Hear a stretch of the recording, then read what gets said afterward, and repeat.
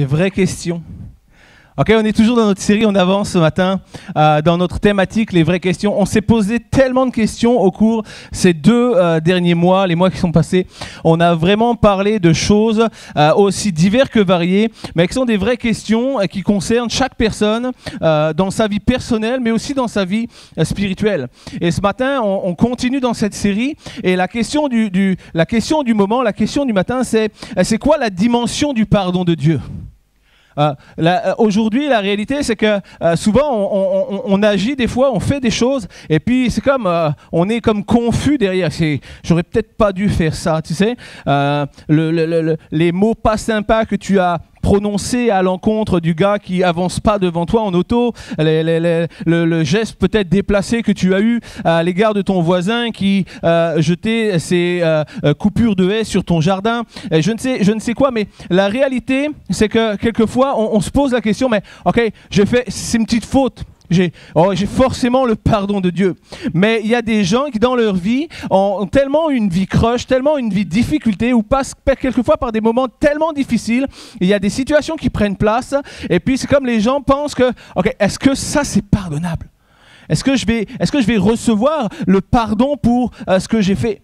Et depuis que j'ai pris la charge du ministère pastoral, puis au début j'étais fier, je disais, alors depuis que je suis pasteur, ça fait un an ou deux, et puis maintenant que ça commence à faire pas mal d'années, je le dis plus, et je dis depuis que j'ai pris la charge pastorale, parce que les années passent, puis ça me rajeunit pas. Alors du coup, je dis, depuis que j'ai pris la charge pastorale, il y a quelques années maintenant, j'ai eu l'occasion de faire nombreux rendez-vous, de visiter pas mal de gens, et puis de rencontrer des personnes justement qui étaient en proie avec cette grande question, ouais, mais est-ce que ça c'est pardonnable? Est-ce que Dieu va me pardonner? Et puis c'est juste incroyable de voir comment les gens peuvent parfois être tenus dans leur tête, dans leur esprit, pas simplement pour des choses qu'ils ont fait, et quelquefois même pour des choses qu'ils ont fait il y a des années en arrière. Et puis il y a comme à un moment donné un retour de ces pensées-là, puis les personnes sont comme capturées et pensent vraiment que est-ce que ça c'est pardonnable? Est-ce que Dieu va me punir? Est-ce que je vais subir un châtiment pour ça? Est-ce que je vais aller au ciel malgré ce que j'ai fait? Et la réalité, c'est que il y a beaucoup de gens qui sont comme innocents, mais qui se flagellent et qui s'affligent d'être coupables, qui pensent que ok, ce que j'ai fait, c'est pas pardonnable. J'ai fait telle situation, et personne peut me pardonner pour ça, etc., etc. Et à contrario, si tu regardes souvent les reportages, j'aime regarder les reportages à la télévision, et tu regardes les reportages sur les prisons. Beaucoup sur les prisons américaines. Je sais pas, les prisons américaines attirent beaucoup les reporters français. Mais tu te rends compte qu'en fait, quand ils interrogent les détenus en prison, tout le monde est innocent. C'est juste comme paradoxal. Les prisons sont pleines d'innocents, et les gens qui sont libres, quelquefois, sont comme coupables dans leur tête. Ils se tiennent coupables. Et puis, il y a comme une interdiction de repasser dans le camp des innocents, dans le camp de ceux qui ont comme obtenu réparation. Et il y a une phrase que j'aime, cette phrase c'est « dura lex sed lex », c'est une phrase latine, et cette phrase elle dit simplement, la loi est dure, mais c'est la loi. Okay? C'est que la loi est dure, mais c'est comme ça. Tu dois être soumis à la loi, puis si tu fais des choses qui sont contre la loi, tu subiras les châtiments que ton erreur a valu. En dehors de la loi, personne ne peut dire si tu es coupable et innocent. Okay? Si quelqu'un t'accuse, qu'est-ce qui va justifier que tu es coupable? Qu'est-ce qui va amener la véracité de ta culpabilité? C'est la loi. On va se référer à la loi. Qu'est-ce que dit la loi? Et quelles ont été tes actions par rapport à ce que dit la loi? Il y a une réalité qui est vraiment puissante, c'est que dans ce monde, il y a beaucoup d'inégalités, mais il y a deux choses dans lesquelles les gens sont égaux, deux choses face à laquelle les gens sont parfaitement égaux. La première chose, c'est la mort. Face à la mort, on est tous égaux. Quand l'heure vient, quand on est comme sur le lit de mort, là, on est tous égaux parce qu'on est comme tous prêts à passer dans quelque chose qu'on ne connaît pas.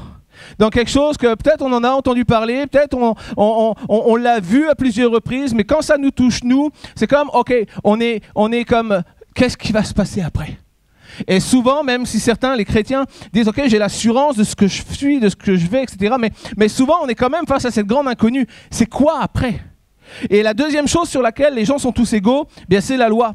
Face à la loi, on est tous égaux, ça c'est certain. Et c'est le principe d'Insomini qui déclare que l'égalité devant la loi ou l'égalité en droit est le principe selon lequel tout homme doit être traité de la même façon par la loi. Ok, on est tous d'accord que quelquefois il y a comme des petits passe-droits. Mais la loi est vraiment la fondamentale qui nous amène sur est-ce que nous sommes coupables ou est-ce que nous ne sommes pas coupables. Et lorsqu'on agit mal, on va payer les conséquences de nos actions. On va payer les conséquences de notre culpabilité. Et je voudrais te dire, c'est pourquoi je te dis ceci, pourquoi je démarre mon message comme ça, c'est parce que j'ai vraiment au cours du ministère pu encourager des gens et aider des gens à sortir de cette notion de la culpabilité. Parce que quelquefois, lorsque tu entres dans une spirale de culpabilité, qu'est-ce que j'ai fait? Pourquoi je l'ai fait? C'est comme tout le monde est prêt à te pardonner, puis la seule personne qui ne te pardonne pas, c'est toi. Et souvent, on se tient nous-mêmes coupables de faits ou de méfaits pour lesquels même les gens ont déjà tous oublié.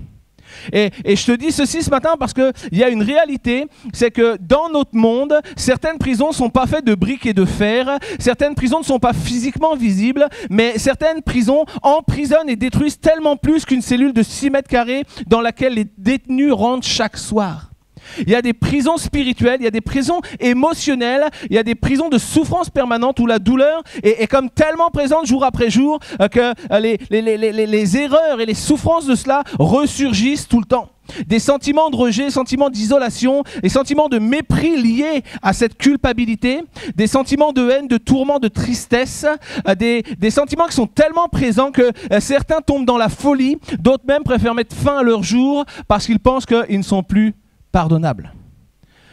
Je démarre ce passage, simplement ce message par cela, parce que je veux réaliser que, je veux vous faire comprendre qu'il y a des gens qui meurent chaque jour sous le poids de la culpabilité, alors que personne ne les accuse. Il y a des gens qui se tiennent coupables toute une vie, alors que plus rien ne les accuse. Il y a des gens qui se tiennent, qui gardent dans leur cœur des faits ou des méfaits, alors que les gens ont tout oublié.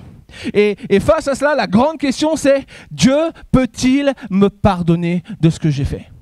J'aimerais te dire ceci ce matin, la réalité c'est que quelle que soit ton action, quelle que soit ta vie passée, quelle que soit ton histoire, quelles que soient tes fautes, quel que soit même ton péché, que tu sois dans ce lieu avec moi ce matin, que tu regardes la vidéo sur les chaînes YouTube ou que même tu sois un prisonnier au fond d'une cellule dans n'importe quelle prison de France, là où tu purges ta peine, il y a une réalité, c'est que tu as le droit au pardon. Tout le monde a le droit au pardon. Et Dieu sait ça, Dieu connaît ça, Dieu a instauré le pardon afin que chacun ait la possibilité d'être libéré. Je veux te dire ça parce que le péché, c'est comme un élément qui va venir secouer ta vie, bousculer ta vie. Et au travers de ça, c'est comme le péché vient comme une barrière, comme un mur qui va te séparer de la présence de Dieu. Et dès lors que tu verses, que tu as commis des fautes, tu as commis des erreurs, c'est comme il y a une barrière qui est posée, il y a quelque chose qui est là, qui prend place, qui te sépare de Dieu. Puis si tu perds Dieu, tu perds tes repères. Si tu perds Dieu de vue, tu perds celui qui pardonne. Et si tu ne vois pas celui qui pardonne, tu penses que personne te pardonne. Parce que les hommes sur la terre ne sont pas Dieu. Parce que les hommes sur la terre vont principalement voir tes fautes, tes méfaits et vont appuyer sur tes erreurs, vont appuyer sur ta culpabilité plus qu'appuyer sur le fait de t'élever. Ça, c'est une réalité. Le péché vient sur ta vie comme un mur, vient sur ma vie comme un mur qui me sépare de la présence de Dieu, qui m'empêche de rencontrer Dieu et qui m'isole. Je veux ce matin qu'on puisse ensemble parler de la mesure du pardon divin. Parce qu'il y a une mesure de pardon divin qui vient pour mettre à terre le mur de séparation. Quelles que soient nos erreurs, nos fautes, nos vies, nos passés, quel que soit ce que tu as fait ce matin, ce que tu as fait hier, quel que soit ce que tu as fait la semaine dernière, quel que soit ce que tu as fait l'année dernière, il y a 5 ans, il y a 10 ans, il y a 40 ans, il y a peut-être même 60 ans. Il y a une réalité, c'est que Dieu veut t'amener à abattre ce mur qui te sépare de lui. Le plan de Dieu, la destinée que Dieu veut pour toi, c'est une destinée de proximité avec lui. Lorsque Christ a expiré à la croix, la parole de Dieu nous dit que le voile s'est déchiré de haut en bas. Et ce voile, le voile, c'est ce qui gardait la présence de Dieu cachée. Mais le voile s'est déchiré de haut en bas comme une manifestation de Dieu de dire « Je ne veux plus rester seul dans mon coin, mais je veux être à côté de vous chaque jour. » Et le plan de Dieu dans le pardon, c'est de nous amener dans une mesure de pardon, un pardon qui est illimité, un pardon qui est sans retenue, un pardon qui est sans limite, un pardon qui est inégalable, inchangeable. C'est un pardon qui libère, qui révèle, qui restaure et qui transforme. Quelqu'un pourrait dire amen, parce que ça, c'est une réalité. C'est un pardon qui restaure, qui libère et qui transforme. Mais qu'est-ce que je fais du mur qui me sépare de Dieu ? Comment est-ce que je vais venir pour abattre ce mur? Est-ce que j'ai la force d'abattre ce mur? Est-ce que j'ai les moyens d'abattre ce mur? Dieu, dans son amour, désire pardonner chacun. Et c'est la déclaration de l'apôtre Paul dans l'épître aux Romains, le chapitre 8 et les versets 1 à 3. Voici ce que la parole de Dieu déclare. Il n'y a donc maintenant aucune condamnation pour ceux qui sont en Jésus-Christ. Aucune. Ok, quels sont les gens qui t'accusent? Et Jésus, alors qu'il était avec cette femme adultère, voici ce qu'il a commencé à parler, il a commencé à dessiner par terre, et il a commencé simplement à dire, si quelqu'un est sans péché, qu'il jette la première pierre. Et alors qu'il est là, il est en train de dessiner, d'un coup il se relève, puis il n'y a plus que cette femme. Et qu'est-ce que Jésus va dire? Où sont tes accusateurs? Voici ce que Jésus veut dire sur ta vie ce matin. Où sont tes accusateurs? Où sont ceux qui te méprisent? Où sont ceux qui t'accusent jour après jour? Où sont ceux qui te rappellent tes fautes? Parce qu'il n'y a plus aucune condamnation pour ceux qui sont en Jésus-Christ. En effet, la loi de l'Esprit qui donne la vie en Christ m'a libéré de la loi du péché et de la mort. Parce que ce qui était impossible à la loi, parce que la nature humaine la rendait impuissante, Dieu l'a fait. Il a condamné le péché dans la nature humaine en envoyant à cause du péché son propre Fils dans une nature semblable à celle de l'homme pécheur. Il y a quelqu'un qui est venu, il y a quelqu'un qui a réglé le problème, il y a quelqu'un qui est venu pour abattre le mur qui te sépare de Dieu. Il y a quelqu'un qui est venu pour abattre cette forteresse qui t'éloigne de ton Créateur. Pour comprendre, la réalité c'est qu'il y a une mesure de pardon surnaturel que Dieu veut nous offrir. Mais la question c'est, je peux te donner n'importe quel cadeau. C'est pas la notion de est-ce que tu me l'offres, c'est la notion de est-ce que tu le reçois. Je peux te donner n'importe quelle chose. La réalité c'est la question c'est pas est-ce que je veux te le donner? Bien sûr je veux te le donner, mon bras est tendu. La question c'est est-ce que tu le reçois? Parce que Dieu ne change pas, Dieu est qui il est et Dieu restera qui il est. Il y a une mesure insondable et incompréhensible qui va au-delà de ce que tu peux réaliser. Mais il y a une clé. Et cette clé pour une vie restaurée, cette clé pour une vie pardonnée, s'appelle la repentance. Nous devons venir à Christ, nous devons accepter Christ, nous devons décider de nous repentir. Ok, voici ce que j'ai fait, voici je suis pas fier, les hommes m'accusent, les hommes me méprisent, les gens me jugent, mais je suis pas fier de ce que j'ai fait. Et même si les gens m'accusent, je viens devant toi Jésus, parce que tu es le seul, tu es celui qui a réglé le problème du péché, et je viens devant toi pour confesser mes fautes, confesser qui je suis, et je t'accepte, Seigneur, viens maintenant et abats ce mur pour moi. La clé de la repentance, la clé de cette destinée parfaite s'appelle la repentance. Et pour comprendre cette repentance, nous on va faire une lecture ce matin ensemble dans la parole de Dieu et le livre de Luc, les versets 14 à 18 du chapitre 15. Et on connaît tous ce texte. On a probablement tous déjà lu ce texte. Et on connaît cette histoire du fils prodigue. Un jeune homme qui, à un moment donné, a comme estimé que ses parents ne mourraient pas, son père ne mourrait pas assez vite. Puis il a dit, écoute, je ne vais pas attendre ta mort, donne-moi ma part d'héritage, puis moi je m'en vais. J'en ai marre de travailler chez toi, j'en ai marre de ta maison, j'en ai marre de tes serviteurs. Moi je veux juste ma part, puis je m'en vais. Et qu'est-ce que le père a fait? Le père a donné sa part. Et le fils est parti avec sa part.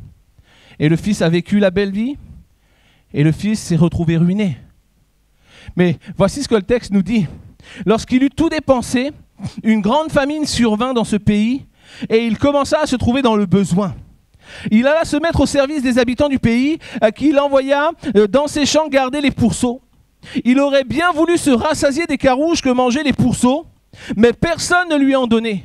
Le gars était arrivé dans une telle misère que même la nourriture destinée aux cochons l'intéressait, mais que même ça, il ne pouvait pas l'obtenir. La suite du texte nous dit ceci. Étant rentré en lui-même, il se dit, combien de mercenaires chez mon père ont du pain en abondance? Et moi, je meurs de faim. Je me lèverai, j'irai vers mon père et je lui dirai, mon père, j'ai péché contre le ciel et contre toi. Okay, on connaît tous la suite. La suite nous dit qu'il est allé vers son père, le père l'a accueilli, le père l'a restauré. Mais je voudrais juste m'arrêter sur ces passages-là, qui est vraiment le cas typique d'une repentance.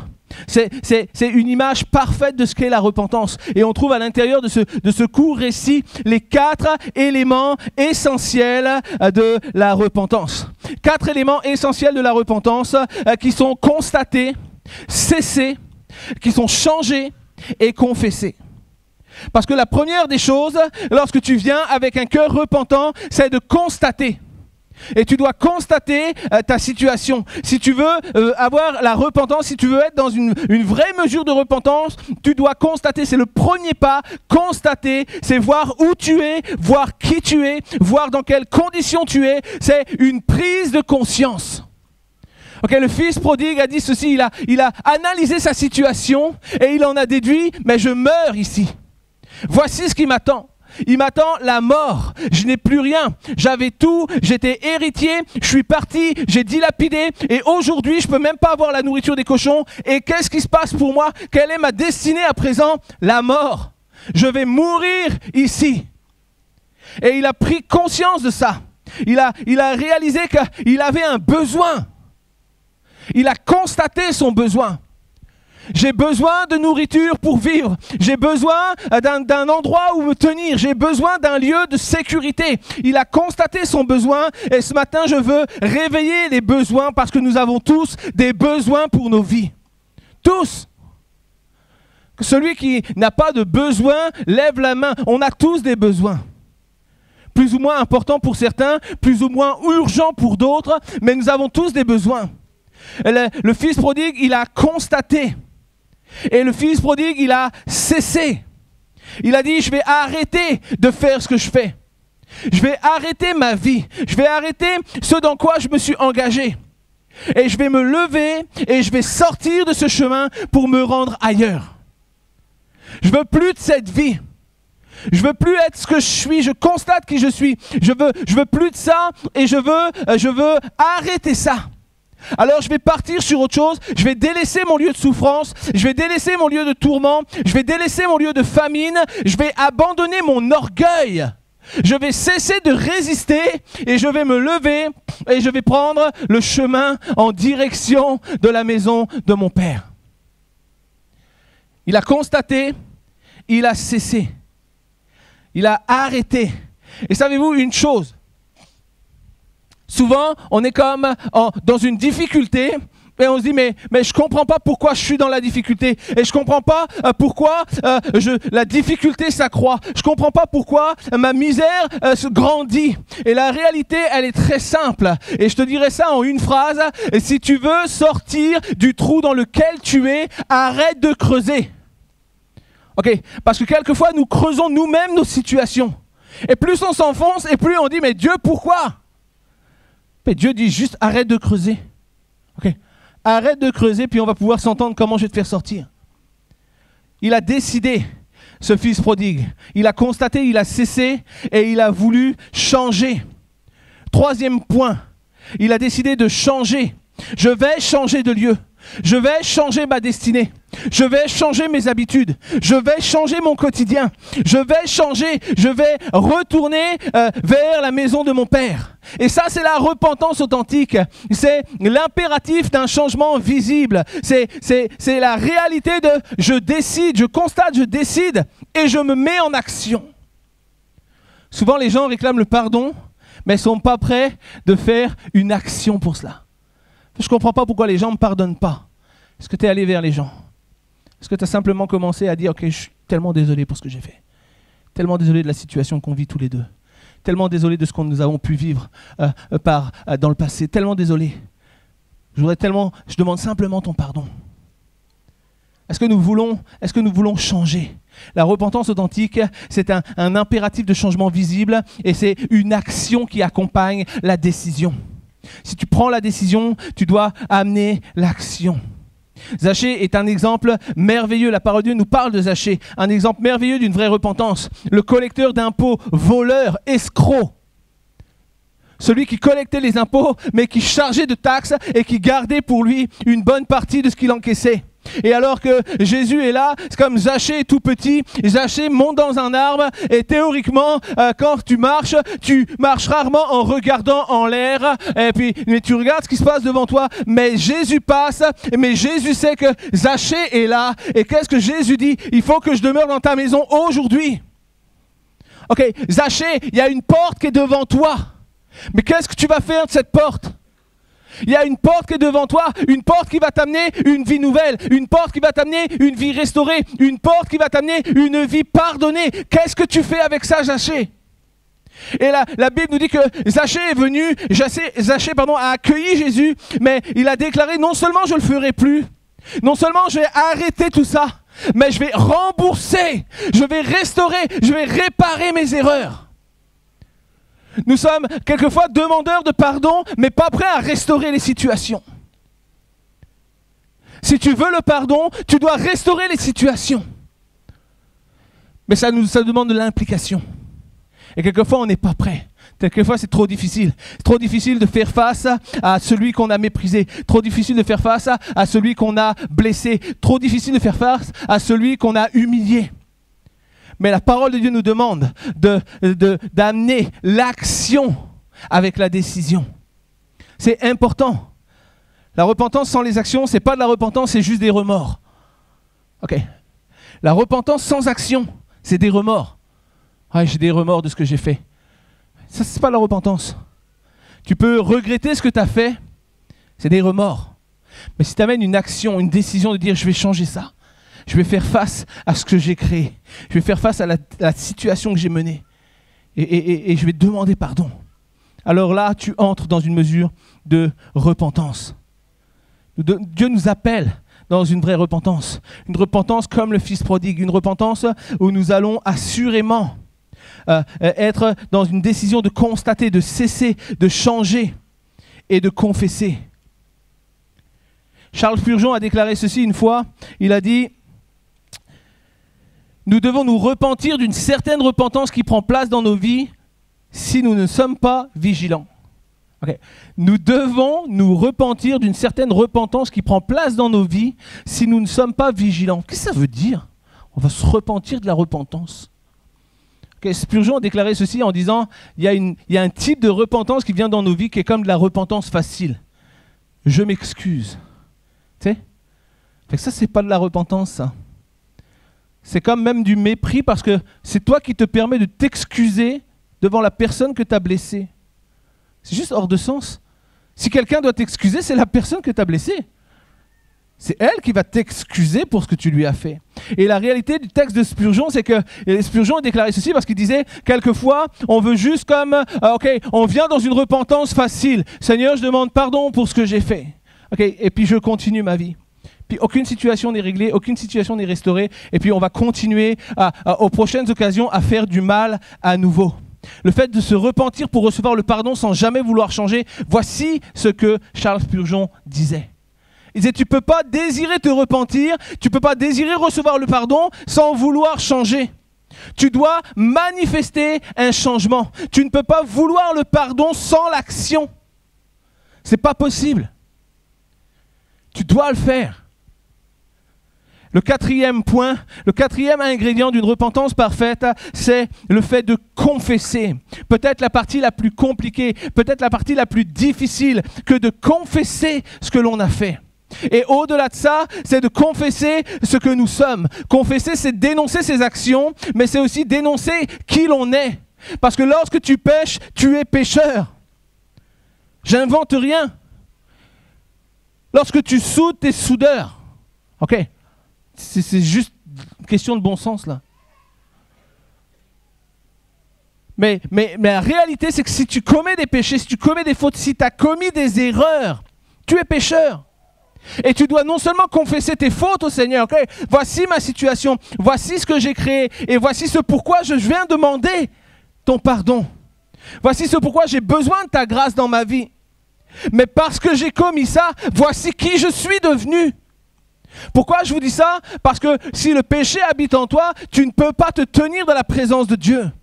Si tu peux demander pardon pour un péché, mais si ce péché demeure en toi, si tu restes et demeures pécheur, ce mur de séparation sera toujours présent. Ok, tes fautes pourront être pardonnées, mais tu seras toujours comme privé de la présence de Dieu. Nous devons confesser nos fautes, mais confesser qui l'on est. Et souvent, on confesse nos péchés, ça c'est pas un problème. On veut bien confesser ce qu'on a fait, mais on ne veut pas déclarer ce que l'on est. Parce que c'est comme réaliser, ok, nous sommes pécheurs. Je vais te donner une nouvelle très simple, c'est que nous sommes tous pécheurs par nature. Ok. La parole de Dieu déclare ceci, tous ont péché, tous. Okay, de l'enfant qui naît à la personne sur son lit de mort, tous ont péché. Parce que nous sommes nés d'une nature pécheresse, et tous ont péché, et tous sont privés de la gloire de Dieu. Mais Dieu, dans son amour, a donné son Fils afin que nous soyons réconciliés, afin que nous soyons restaurés, afin que nous puissions avoir cette opportunité de revenir à Dieu. Le pardon intervient lorsque nous reconnaissons nos fautes et lorsque nous reconnaissons qui nous sommes. Dans cette histoire-là, on vient de lire l'histoire du Fils prodigue, et dans cette histoire, le Père est la représentation de Dieu. Bien sûr, tout le monde comprend ça. Lorsque tu lis cette parabole du Fils prodigue, il est bien entendu que le Fils prodigue, c'est moi. Il est bien entendu que le Fils prodigue, c'est toi. Le Fils prodigue, c'est chaque personne qui, dans ses difficultés, dans ses erreurs ou dans sa marche éloignée de Dieu, à un moment donné, est comme rappelé à l'ordre par sa situation. Mais qu'est-ce que je fais? Où est-ce que je suis rendu? Pourquoi je suis devenu comme ça? Et puis, tu as une option. Est-ce que tu vas décider de retourner vers la maison de ton Père? Le Père est la représentation de Dieu, et qu'est-ce que dit le Fils prodigue? Il dit, j'irai vers mon Père. Okay, il n'a pas dit, ok, cette ville ne m'apporte rien, je vais changer de ville et je vais tenter ma chance ailleurs. Il a dit, j'irai vers mon Père, parce qu'il savait que la maison du Père était le lieu sécuritaire. Il savait qu'il y avait quelque chose pour lui là-bas. Et alors que même ce qu'il attendait était tellement minimaliste, lorsqu'il est rentré, le Père lui a donné tellement au-delà. J'irai vers mon Père. Et ce matin, c'est la déclaration de repentance. J'irai vers Dieu. Je confesserai mon péché. Je confesserai mes fautes et je confesserai qui je suis. Simplement, je te dis, la réalité, c'est qu'on pense parfois que, ok, qu'est-ce que je vais donner comme excuse à Dieu? Comment je vais expliquer ce que j'ai fait? Ok, tu n'as pas besoin d'expliquer. Dieu sait toutes choses. Tout ce que Dieu veut, c'est que tu viennes et que tu dises, ok, voici mes fautes, je les dépose. La vraie repentance n'essaiera jamais de se justifier. La vraie repentance n'essaiera jamais de s'excuser. La vraie repentance ne blâmera jamais les autres. Oui, j'ai agi comme ça, mais voici la raison parce que cette personne-là avait agi comme ça. Non, non, non. La vraie repentance, c'est toi et Dieu. C'est toi et Dieu. Personne d'autre. C'est un huis clos dans un lieu secret. Seigneur, voici qui je suis. Voici ce que j'ai fait. Voici ce que je veux plus être. Voici ce que je veux devenir. Brise ce fardeau sur ma vie. Brise ces douleurs de non-pardon. Brise tout cela. C'est moi, ma situation, mon état, mon péché que j'amène devant Dieu, que je confesse afin de recevoir le pardon qui libère. Parce que la repentance de l'homme amène le pardon de Dieu. Et laisse-moi te dire que si Dieu te pardonne, plus personne ne peut te tenir coupable. Les hommes continueront à te charger, les hommes continueront à t'accuser, mais Dieu t'a pardonné. Et si Dieu t'a déclaré juste, justifié par Christ, personne ne peut t'accuser. Ça, c'est une réalité. Le pardon, c'est vraiment l'action de Dieu pour l'homme. La repentance, j'ai dit cette phrase, le pardon n'a pour limite que ta seule volonté. C'est une belle phrase. On est les seuls à décider si je veux aller au bout de la démarche de pardon. Qu'est-ce que je vais faire? Est-ce que je vais y aller? Est-ce que je vais aller au bout des choses? Le pardon n'a pour limite ta seule volonté. Je suis le seul à décider si je vais aller au bout pour entrer dans cette démarche de repentance. Mais si je vais au bout, mon pardon est assuré. Si Dieu me pardonne, personne ne peut m'accuser. Réfléchissons à ça. La repentance, c'est l'action de l'homme envers Dieu. Le pardon, c'est l'action de Dieu envers l'homme. Tu fais une part, Dieu fait une part. Le texte biblique nous dit que si tu fais un pas, lui va en faire 1000. Il est fidèle. Il est fidèle. Il ne change pas. Il est inconditionnel. Il t'aime tel que tu es. Il te connaît. Il connaît tes erreurs. Il connaît tes fautes. Il connaît tes manquements. Et il est fidèle. L'amour qu'il a pour toi, l'amour qu'il avait lorsqu'il t'a créé, est le même encore aujourd'hui. La seule chose qu'il attend, c'est est-ce que tu vas venir à lui? La repentance est l'action de l'homme envers Dieu, le pardon est l'action de Dieu envers l'homme. Il ne peut pas y avoir d'action de Dieu sans action préalable de l'homme. Nous avons besoin de venir à Dieu pour qu'il vienne à nous. Nous avons besoin d'engager la marche pour qu'il s'approche de nous. Nous avons besoin d'engager le dialogue pour qu'il nous réponde.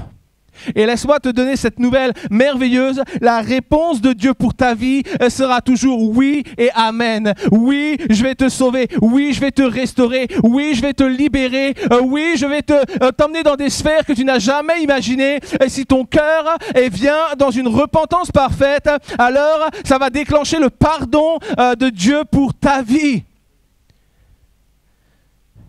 1 Jean 1, verset 9 nous dit ceci. Si nous confessons nos péchés, il est fidèle et juste pour les pardonner et pour nous purifier de toute iniquité. Il est fidèle et juste pour nous pardonner. Le pardon doit être demandé, puis cru, puis reçu. La volonté de Dieu, c'est que tu viennes dans un cœur repentant, mais c'est que tu crois qu'il est celui qui te pardonne et que tu reçoives son pardon. C'est lorsque tu reçois que tu es libéré. Tu es libéré. Il y a tellement de choses. Souvent, on juge par soi-même que moi, je ne peux pas être pardonné. Mais qui es-tu pour te placer au-dessus de Dieu? Si Dieu te pardonne. C'est comme un prisonnier à qui on assure la liberté. Aucun prisonnier à qui on dit « Ok, monsieur, tu es libre, tu peux y aller. » Aucun dira « Non, moi je retourne dans ma cellule, ferme la grille à double tour, je ne veux pas sortir. » Personne ne ferait ça. Mais s'agissant du pardon, quelquefois, on préfère rester sous la pression, sous la domination du non-pardon que nous infligeons, plutôt que de passer à la liberté que Dieu veut. Les gens marchent tellement souvent en condamnation, non pas parce qu'ils ne sont pas pardonnés, mais parce qu'ils ne se pardonnent pas eux-mêmes, ils n'acceptent pas le pardon de Dieu. Mais j'aimerais te dire ceci, tu peux penser que tu ne peux pas recevoir le pardon de Dieu. Dieu continuera à te dire, tu mérites le pardon. Le pardon a été instauré par Dieu afin de réconcilier sa création avec le Créateur. Il y a toutes sortes aujourd'hui de possibilités, de choses que nous pouvons vivre et pour lesquelles on ne veut pas engager une démarche de repentance. La repentance, c'est la clé de la liberté. La repentance, c'est la fin de l'esclavage. Réalisons ceci simplement. Il y a toutes sortes, en effet, de péchés que nous pouvons faire, toutes sortes de difficultés de, voler un chewing-gum à la boulangerie un dimanche matin, à violenter son voisin, à tuer son chien, je sais quoi là. Mais la réalité, c'est que chaque faute, chaque erreur amènera dans nos vies des conséquences, mais ces conséquences ne seront jamais une occasion pour Dieu de te dire tu n'es plus pardonnable. Dieu t'aime. Dieu nous aime. Dieu aime chaque prisonnier qui est dans sa cellule où qu'il soit enfermé. Tu peux penser que, je vais appeler les musiciens à revenir sur scène, puis tu peux penser simplement que le pardon n'existe pas pour toi. Que le pardon, peut-être même, c'est comme tu as fait, refait, refait, puis c'est pas une question que le pardon n'existe pas pour toi, c'est comme le pardon n'existe plus pour moi. Parce que quelquefois, c'est même pas une question de, j'ai commis une faute, c'est j'ai commis une faute, j'ai recommis une faute, j'ai recommis une faute, j'ai recommis une faute. Et aujourd'hui, s'il y avait un pardon à un moment qui pouvait être donné, aujourd'hui, il y a une chose qui est sûre, c'est que le pardon n'est plus possible pour moi. Je suis allé trop loin. J'ai trop avancé dans mon péché, trop avancé dans mes erreurs. Et aujourd'hui, le pardon n'est plus possible pour moi. Quelquefois, on pense soit que le pardon n'est pas pour nous, soit que le pardon n'est plus pour nous. Et la réalité, je te la donne, tu peux penser que l'oxygène n'existe pas parce que tu ne le vois pas. Il n'empêche que l'oxygène est ce qui te tient en vie chaque jour. Très simple. Moi, je ne crois pas dans l'existence de l'oxygène. Je ne crois pas. L'oxygène, je ne l'ai jamais vu. L'oxygène, je ne l'ai jamais touché. L'oxygène, je ne l'ai jamais entendu. Alors moi, je ne crois pas dans l'oxygène. Je vous le dis ce matin, moi, Pasteur Seb, je ne crois pas dans l'existence de l'oxygène. Jamais vu, jamais entendu, jamais touché. Il n'empêche que malgré le fait que je ne crois pas dans l'oxygène, si je vous prêche aujourd'hui, si j'ai du souffle dans mes poumons, si j'ai de la force, de l'énergie pour marcher sur cette estrade, c'est parce que l'oxygène est bien présente, que l'oxygène est bien autour de moi, que l'oxygène est bien en moi. Et l'oxygène me tient en vie. Tu peux penser ce matin qu'il n'y a pas de pardon pour toi. Tu peux penser ce matin qu'il n'y a plus de pardon pour toi. Parce qu'aujourd'hui, la seule chose que tu as reçue, c'est des brimades. C'est de la violence, c'est de l'amertume, c'est de la haine, c'est de la rancœur par rapport à ce que tu as fait, par rapport à ce que tu as vécu, par rapport à ce que tu as dit. Tu peux penser pour toi que parce que tu ne vois pas le pardon, tu penses que le pardon n'existe pas. Il n'empêche que le pardon, c'est ce que Dieu a donné pour te maintenir en vie. Parce que Dieu ne veut pas que tu meures, mais Dieu veut que tu vives. Le plan de Dieu, le désir de Dieu, c'est de te voir vivant toute l'éternité. C'est de te voir vivant à ses côtés dans les lieux célestes.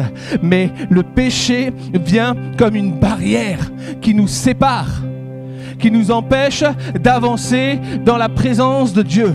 Le péché est comme une barrière qui vient et qui dit non, tu n'iras pas dans la présence de Dieu. Non, je suis là, non, je reste et tu ne pourras jamais accéder.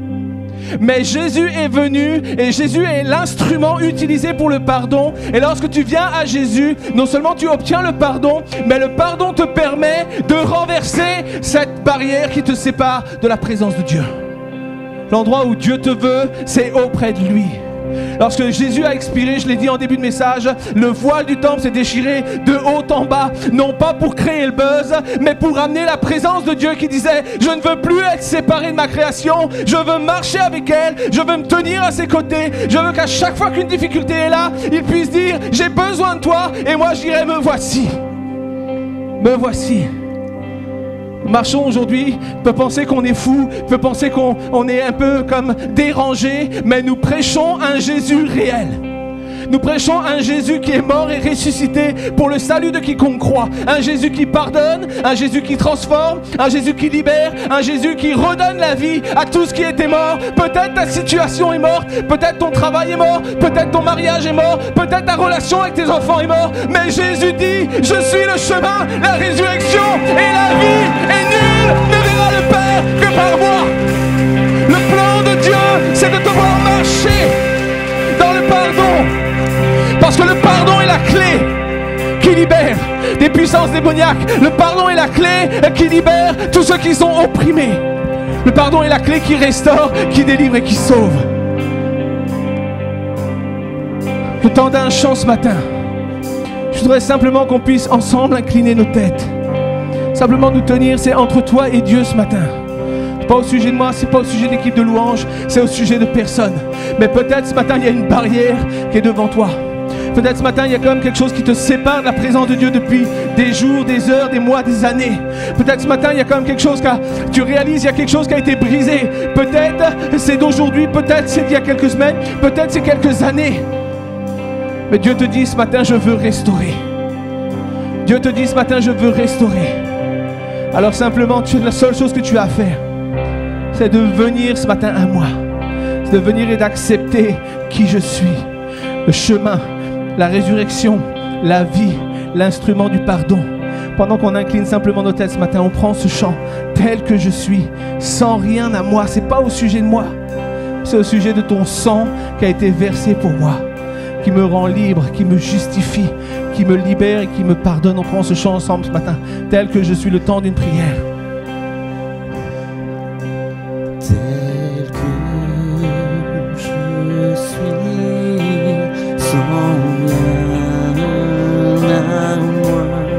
sans tes forces, sans tes capacités, sans ta puissance. Simplement par le sang de Jésus.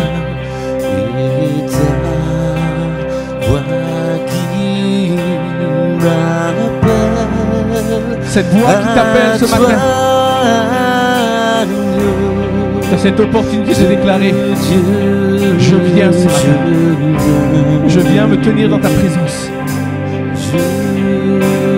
Je viens chercher la libération, je viens chercher la restauration.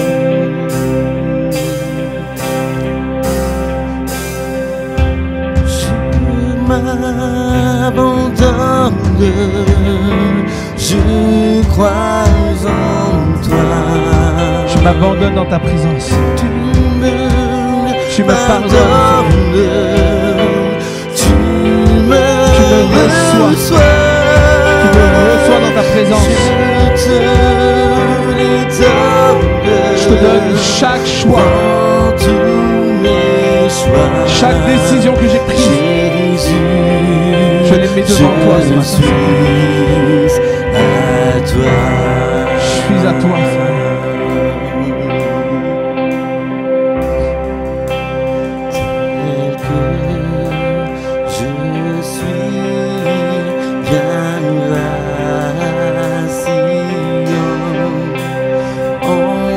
Lorsque le doute est présent dans ma vie, lorsque la difficulté est là, lorsque le doute me remplit, lorsque les luttes sont présentes, lorsque les craintes viennent, je déclare, Seigneur, que je viens devant toi. Je viens devant toi. La source, la solution, la résurrection et la vie. On déclare ce matin ensemble: je m'abandonne entre tes mains. Je m'abandonne, je crois en toi. Je crois en toi, Seigneur. Tu me pardonnes, tu me reçois. Je te donne, prends tous mes choix. Jésus, je suis à toi.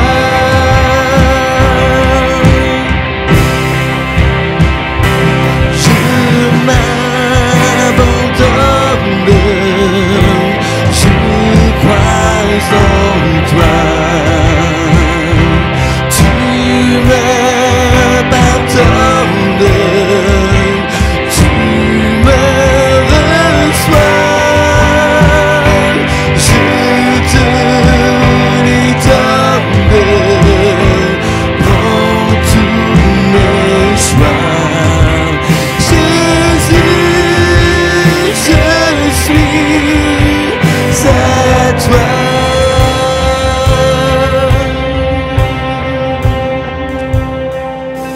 Alléluia.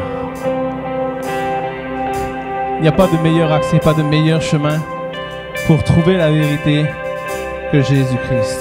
Est-ce qu'on peut ensemble ce matin acclamer le roi des rois, le seul qui conduit au Père, le seul qui te donne accès à la présence de Dieu, le seul qui t'amène à la guérison, à la résurrection de tout ce qui est mort dans ta vie. Alléluia, son nom est Jésus. Alléluia.